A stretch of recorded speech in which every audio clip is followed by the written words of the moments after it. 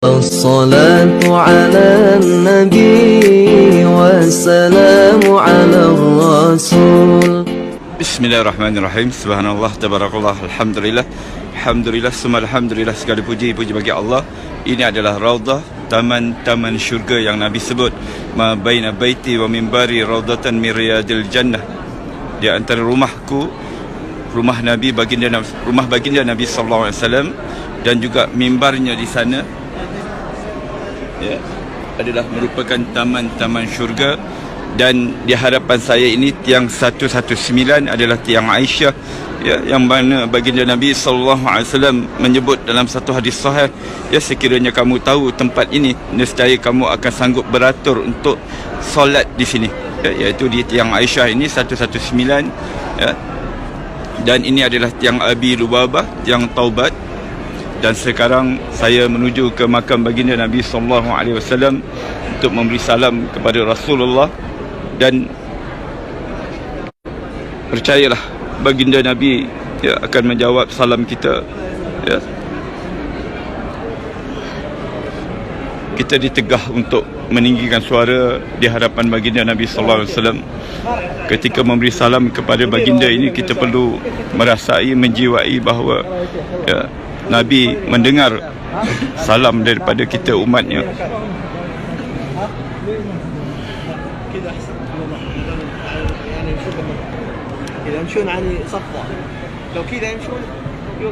Inilah makam baginda Nabi sallallahu alaihi wasallam, manusia yang diangkatkan darajat begitu tinggi di sisi Allah, merupakan kekasih Allah. Assalamu alayka ya Rasulullah. Assalamu alayka ya Habib Allah. Assalamu alayka ya Nabi Allah. Assalamu alayka ya Rasulullah. Assalamu alayka ya Habib Allah. Assalamu alayka ya Nabi Allah. Asyhadu an la ilaha illallah wa asyhadu annaka Rasulullah wa asyhadu annaka Rasulullah wa asyhadu annaka ballaghta risalata wa addaita al-amanata wa nasahta al-ummata wa jahadta fi sabilillah. Fasalla alayka Allah salatan daimatan ila yaumiddin. Allahumma atil fadilah wa darajatan rafi'ah wa ba'athu maqamah mahmudan alladhi wa'adta innaka la tuhliful mi'ad. Assalamu alayka ya Aba Bakrin. Assalamu alayka ya sahiba Rasulillah fil ghar. Assalamu alayka ya Umar. Assalamu alayka ya Faruq. Assalamu alayka ya ashabi Rasulillah ajma'in. Alhamdulillah, selesai daripada menziarahi baginda Nabi sallallahu alaihi wasallam dan sahabatnya Abu Bakar dan Umar Khattab. Dan ini adalah Babul Baqi', yang mana, tuan-tuan, ya, ini adalah rumah Aisyah. Dan di sebelah rumah Aisyah ini, yang mana di belakang rumah Aisyah adalah rumah Fatimah, ya. Dan di sini dulu adanya rumah-rumah ataupun bilik-bilik yang dikenali sebagai hujurat, iaitu rumah-rumah isteri-isteri baginda Nabi sallallahu alaihi wasallam. Dan di depan sana adalah perkuburan Baqi', yang mana di dalam perkuburan Baqi' itu terdapatnya makam-makam isteri-isteri Rasulullah sallallahu alaihi wasallam, anak cucu baginda Nabi, ya, sahabat-sahabat Nabi sallallahu alaihi wasallam, ada hampir lebih kurang 10,000 orang. Dan juga khalifah yang ketiga, iaitu Sayyidina Uthman, juga berada di dalam Baqi'. Ketika baginda Nabi sallallahu alaihi wasallam, Nabi hidup dulu, ya, bila Nabi berkelapangan, sebelah malamnya Nabi akan pergi ke Baqi'. Daripada rumah Nabi ini, ya, dan rumah Nabi yang lain, iaitu di sebelah-sebelahnya juga, yang dikenali sebagai hujurat, bila Nabi ada kesempatan, maka Nabi akan berjalan sebelah malamnya ke perkuburan Baqi' untuk mendoakan keampunan untuk ahli Baqi'. Dan keuntungan bagi mereka yang meninggal dunia di bumi Madinah Al-Munawwarah ini pasti akan dikebumikan di Baqi', ya, di dalam tempoh waktu-waktu yang tertentu sebelum dipindahkan ke tempat yang lain. Dan kelebihan mereka yang meninggal di bumi Madinah ini, sebagaimana hadis sahih baginda Nabi sallallahu alaihi wasallam menyebut, Man istata'a minkum ay yamut fil Madinah falyaf'al fa inni syafi'un yaumal qiyamah. Sesiapa yang mampu untuk mati di Madinah ini, maka berbuatlah demikian, kerana aku memberi syafaat kepada orang yang mati di Madinah. Mereka yang mati di Madinah, tuan-tuan, adalah merupakan pilihan Allah. Mereka yang dipilih oleh Allah Subhanahu Wa Taala.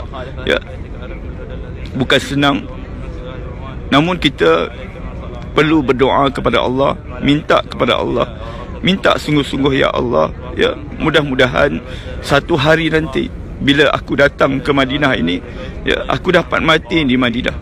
Umar Al-Khattab, ya, khalifah yang kedua, seringkali selalu sangat berdoa kepada Allah dengan doanya, Allahumma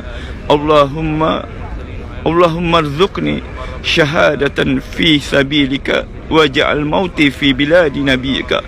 Itu doa Umar Khattab, ya Allah, rezekikan aku syahid di jalan Engkau dan matikanlah aku di negeri Rasul Engkau.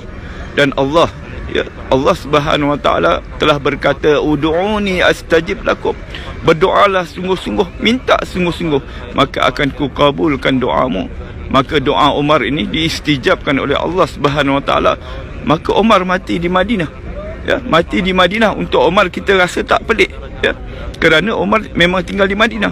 Tapi yang kita rasa takjubnya, Umar mati syahid. Umar mati syahid dalam keadaan Madinah ini aman. Malah Islam telah berkembang sampai ke Eropah.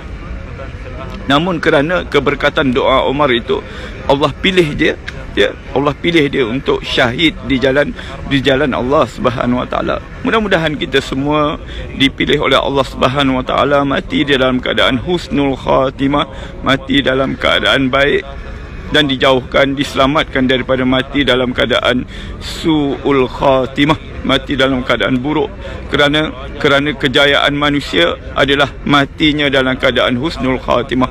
Kita hidup di dunia ini walaupun kita ni hebat, mempunyai pangkat yang besar, mempunyai kekayaan, malah kalau kita ni pun orang ibadatnya hebat, tapi kalau ditakdirkan kita ni mati dalam keadaan su'ul khatimah, kalau kita mati dalam keadaan su'ul khatimah, maka binatang anjing itu lebih mulia daripada kita, tuan-tuan. Na'udzubillah min zalik. Seorang ulama pernah menyatakan ketika dia berjumpa dengan anjing, ya, dia berkata, belum tentu aku lebih mulia daripada engkau, anjing. Ya, sekiranya kalau aku mati dalam keadaan su'ul khatimah, aku lebih hina daripada engkau.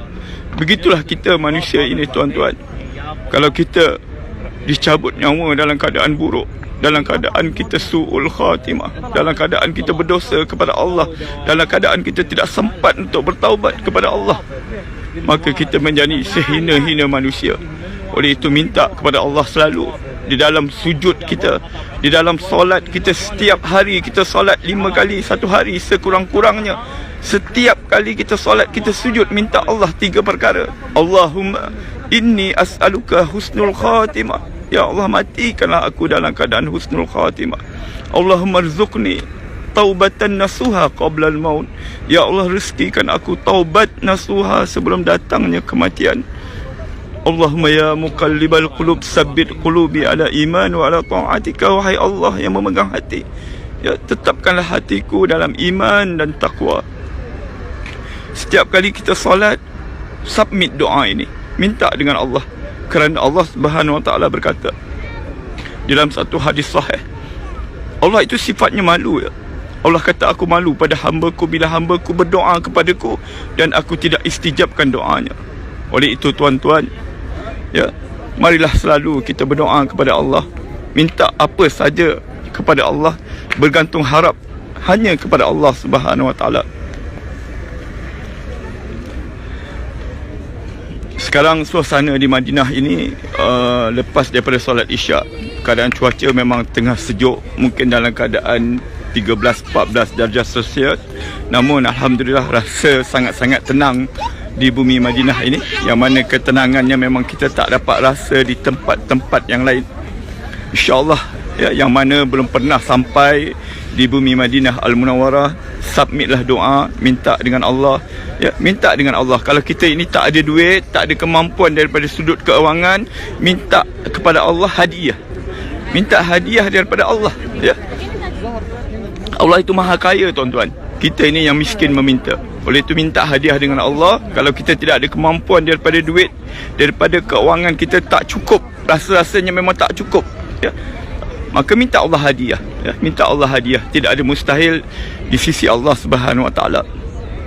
Saya dah buktikan, ya. Saya dah buktikan pernah ajar orang dan telah termakbul doanya dengan hanya minta hadiah daripada Allah. InsyaAllah saya akan kongsikan kisah seorang lelaki pakcik ini yang telah dihadiahkan oleh Allah, ya, datang ke bumi Mekah, ya. Sedangkan pakcik ini tak bekerja pun. Jadi insyaAllah kita kongsikan di lain masa, di lain waktu. Dan untuk akhirnya, dari sini kita dapat lihat kubah berwarna hijau, yang mana di bawah kubah warna hijau itulah rumahnya Aisyah radhiyallahu anha, tempat makamnya baginda Nabi sallallahu alaihi wasallam.